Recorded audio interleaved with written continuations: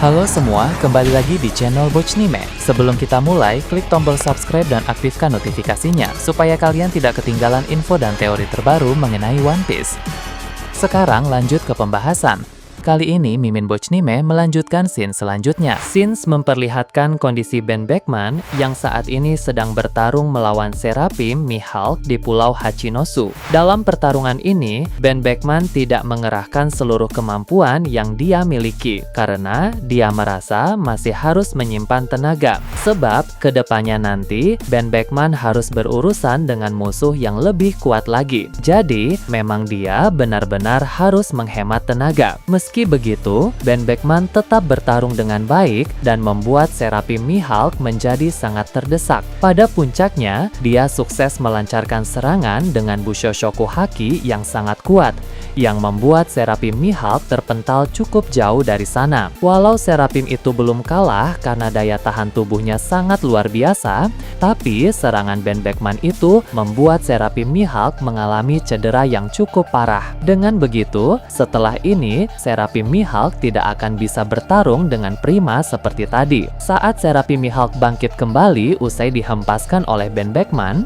tiba-tiba dia dikepung oleh banyak marinir di sana. Salah satunya adalah Vice Admiral Bastille yang dulu pernah dikalahkan oleh Sabo di kerajaan Dressrosa. Mengapa para marinir mengepung Seraphim itu? Sebab, sebagaimana kita bahas di video sebelumnya, para Seraphim di Pulau Hachinosu telah diambil alih kendalinya oleh Katarina Devon yang bisa berubah menjadi Gorosei Saturn, sehingga Seraphim di sana menjadi musuh juga bagi Angkatan Laut. Para marinir yang mengepung Seraphim Mihawk ini pun bertekad untuk melawan dan menghentikannya. Walau kondisi Seraphim Mihawk sekarang ini sudah tidak prima lagi setelah pertarungan melawan Ben Beckman tadi, tapi tentu tetap merupakan hal yang sangat sulit bagi para marinir itu untuk bisa menghentikannya.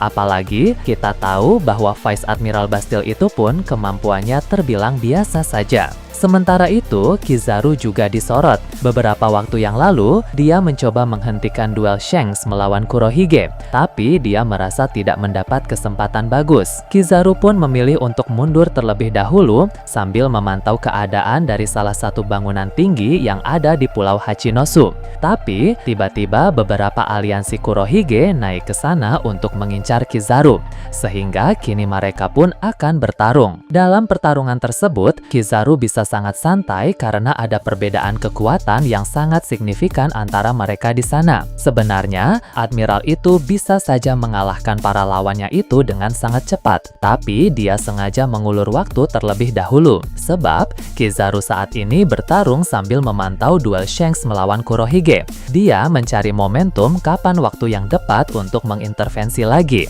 Saat Kizaru sedang bertarung dengan santai, tiba-tiba ada seorang bajak laut yang melompat dan menerjang ke arahnya. Tentu Kizaru berhasil menghindari serangan itu. Dia pun melihat bajak laut tersebut dan tahu siapa orang itu.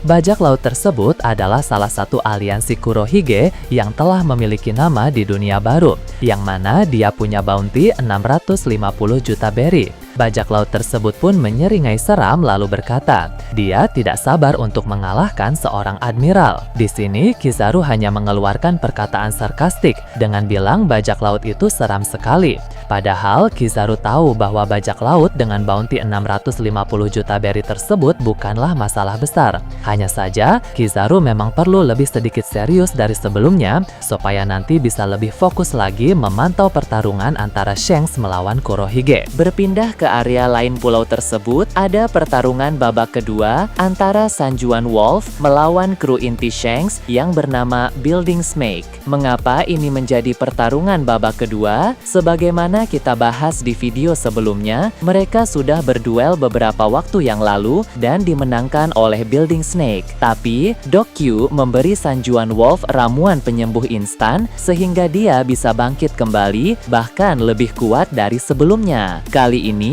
Sanjuan Wolf siap untuk balas dendam, tapi tentu Building Snake tidak akan membiarkan hal itu terjadi. Mereka pun saling serang di area perkotaan sehingga mengakibatkan banyak kerusakan terhadap bangunan-bangunan di sana. Para bawahan lemah dari semua pihak pun sangat terganggu, bahkan terancam akibat ukuran tubuh Sanjuan Wolf yang sangat besar. Sanjuan Wolf sudah tidak lagi peduli dengan bangunan yang hancur itu karena dia sangat marah dan hanya ingin mengalahkan Building Snake. Building Snake pun berkata, tak peduli jika Sanjuan Wolf ingin bertarung lagi, tapi hasilnya akan tetap sama saja. Di sini, Building Snake memiliki kepercayaan diri yang tinggi bahwa dia akan mampu menang lagi melawan Komandan Titan raksasa itu. Namun, seiring berjalannya waktu dan semakin banyaknya mereka beradu serangan, Building Snake mulai menyadari ada yang berbeda dari Sanjuan Wolf. Serangan-serangan yang dilancarkan kali ini lebih cepat dan lebih kuat dari sebelumnya. Ini pasti adalah efek dari ramuan Dokyu yang membuat Sanjuan Wolf mengalami peningkatan kekuatan yang signifikan.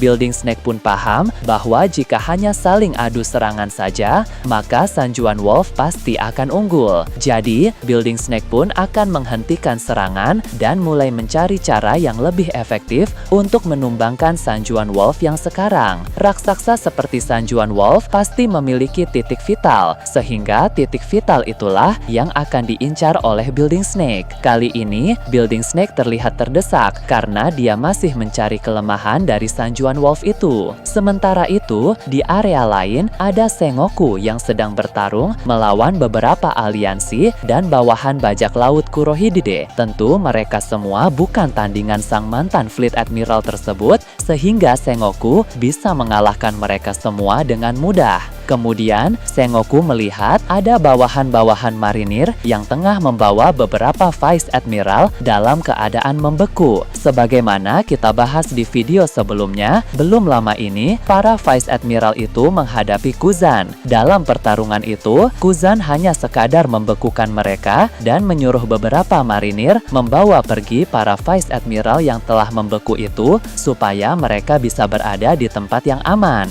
Sengoku yang melihat hal tersebut pun langsung mendekat untuk melindungi bawahan-bawahan marinir yang sedang membawa para Vice Admiral tersebut, sebab keadaan saat ini masih sangat kacau sehingga berbahaya jika ada musuh yang menyerang mereka. Maka Sengoku akan melindungi mereka sampai mereka tiba di salah satu kapal yang relatif aman. Di sini, Sengoku menunjukkan kepedulian yang sangat besar terhadap para marinir lain karena dia mau melindungi mereka, padahal dia adalah seorang mantan Fleet Admiral. Sebenarnya, Sengoku bisa saja membiarkan para marinir itu membawa para Vice Admiral yang sedang membeku ke tempat aman dengan usaha mereka sendiri, sedangkan Sengoku akan mencari musuh lain untuk dilawan. Tapi, Sengoku lebih mengesampingkan egonya dan memilih untuk melindungi mereka terlebih dahulu. Baru nanti setelah mereka aman, Sengoku akan mencari musuh lain untuk dilawan. Di tengah perjalanan, benar saja ada para anak buah Kurohige yang mencoba menghadang mereka. Tapi, untungnya, dengan cepat, Sengoku menumbangkan mereka semua dengan Haoshoku Haki yang sangat kuat, sehingga jalan pun terbuka untuk para marinir lagi. Memang telah dikonfirmasi dalam SBS bahwa Sengoku memiliki Haoshoku Haki sehingga itu bisa berguna untuk menumbangkan para bawahan Kurohige tanpa harus Sengoku menyerang mereka secara langsung. Berpindah ke medan perang lain yang jauh dari sana, Pulau Karaibari sebagai markas dari Cross Guild akan ditampilkan kembali. Pertarungan panas masih terus berlanjut di mana pulau itu semakin ramai dengan kedatangan berbagai organisasi dunia bawah untuk membantu Cross Guild. Salah satunya adalah kelompok yang dipimpin oleh Kaisar Dunia Bawah bernama Dragpeklo, yang mana dia juga membawa armada yang cukup besar. Untuk saat ini, Ryoguyus sedang bertarung melawan Crocodile dan para anggota Cross Guild yang lain. Sebelumnya, dia dan Fujitora sama-sama menghadapi Mihawk, tapi Mihawk melancarkan tebasan eksplosif yang membuat mereka berdua harus melompat untuk menghindar. Fujitora bisa langsung kembali ke tempat Mihawk usai menghindari serangan itu, sedangkan Ryoguyu dihalangi oleh para musuh. Di sana, mudah bagi Ryoguyu untuk melawan para bawahan Cross Guild, tetapi dia terlihat sangat kerepotan ketika menghadapi Crocodile. karena krokodil mempunyai kekuatan pasir yang bisa menyerap cairan dari Ryoguyu. Sebab kemampuan itu membuat Ryoguyu kesulitan untuk menciptakan tumbuhan-tumbuhan dari kekuatan buah iblis hutan yang dia miliki. Bisa dibilang, kekuatan Sunasuna no Mi milik krokodil adalah musuh alami dari Ryoguyu karena dia bisa membuat area sekitar menjadi sangat tandus. Namun, saat Admiral itu akan menunjukkan bahwa dia punya pengalaman dan kemampuan yang tidak bisa diremehkan, walau dalam kondisi di mana kekuatan buah iblisnya sulit digunakan, tapi Ryoguyu bisa bertarung dari jarak dekat sambil memakai pedang yang selalu dia bawa dan juga kemampuan haki. Dia pun masih bisa menciptakan tumbuhan tertentu dari tubuhnya sendiri, bukan dari tanah. Nah, sehingga Ryoguyu bisa mengalirkan haki yang kuat di tumbuhan yang ada pada tubuhnya itu. Jadi, tumbuhan-tumbuhan di tubuh Ryoguyu yang telah dilapisi oleh haki itu pun tidak bisa diserap cairannya oleh krokodil. Maka, di sini krokodil juga terlihat cukup kerepotan karena rupanya tidak semua tumbuhan Ryoguyu cairannya bisa dia serap. Ternyata, meski krokodil adalah musuh alami dari Ryoguyu, tapi rupanya bukan berarti pertarungan itu akan berjalan dengan sangat mudah. Krokodil tetap harus bertarung sekuat tenaga dan juga mengatur strategi untuk menghadapi Ryoguyu, sehingga pertarungan pun akan menjadi semakin sengit ke depannya nanti. Sementara mereka bertarung di area lain, duel Mihawk melawan Fujitora juga terus berlanjut. Mihawk mampu sangat unggul di sini, tapi Fujitora sama sekali tidak gentar dalam pertarungan tersebut. Fujitora mengambil ancang-ancang untuk memakai suatu teknik kuat yang belum pernah dia perlihatkan sebelumnya. Nah, Mihawk sebenarnya bisa saja menggagalkan serangan dari Fujitora itu, tapi dia tidak mau melakukan hal tersebut. Malah, dia berkata bahwa keadaan sepertinya akan menjadi semakin menarik setelah ini. Dengan kata lain, Mihawk penasaran dan merasa tertantang untuk menghadapi langsung jurus kuat apa sebenarnya yang akan dipakai oleh sang admiral itu. Menurut Mihawk, tidak menarik jika jurus itu dia gagalkan. Jadi, Mihawk ingin melihat langsung jurus kuat Fujitora itu untuk kemudian dia tahan dengan pedangnya. Rupanya, Mihawk juga adalah sosok petarung yang sangat gila akan tantangan. Dia tidak suka memakai cara mudah dan lebih suka memakai cara sulit karena menurutnya itu akan menjadi lebih seru. Kurang lebih, sifat Mihawk ini mirip seperti Zoro. Pantas saja mereka cocok sebagai guru dan murid. Zoro, ketika mode iblisnya muncul, bisa menjadi sangat mengerikan. Nah, di sini Mihawk juga sama. Mihawk yang sedang bertarung melawan Fujitora mulai menunjukkan mode iblisnya, sehingga kita akan segera melihat semengerikan apa Mihawk yang sebenarnya. Tanpa banyak kata lagi, Fujitora melancarkan serangan vertical gravity smash, sehingga membuat Mihawk terkejut sekaligus tunduk sampai. Namun, Mihawk hanya terlihat menahan serangan yang dilancarkan Fujitora itu. Di area lain lagi, Seraphim Doflamingo juga bertarung melawan banyak musuh di sana. Mayoritasnya adalah para anak buah Dragpeklo. Dragpeklo tidak hanya membawa anak buah yang lemah saja, dia juga rupanya punya 5 anggota terkuat. Para anggota terkuat Dragpeklo ini cukup unik. 4 di antaranya memiliki cara berpakaian yang sama seperti dirinya, sedangkan